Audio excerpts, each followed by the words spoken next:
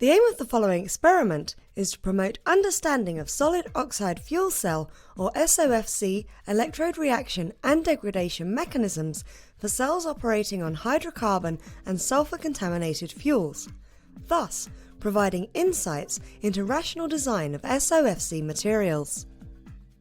This is achieved by fabricating cells with a working electrode consisting of a nickel mesh electrode embedded in yttria stabilized zirconia, or YSZ, and testing the cell's electrochemical performance and stability in hydrocarbon and hydrogen sulfide containing fuels. As a second step, Raman spectroscopy is performed on the mesh electrode under both in situ and ex situ conditions, which provides information on the chemical species and phases involved in electrode degradation, where the degradation happens and how it might be prevented. Next, scanning probe microscopy techniques are used to characterize the electrode in order to visualize electrode degradation and surface morphology on the nanometer scale.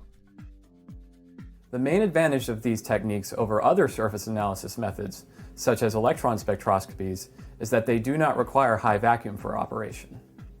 These methods can help gather useful information in the field of solid oxide fuel cells, such as the nature of mechanisms that determine the electrode performance and degradation.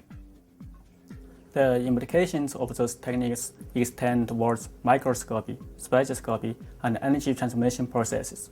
Therefore, they would be of interest to material scientists, electrochemists, spectroscopists, and others interested in those topics.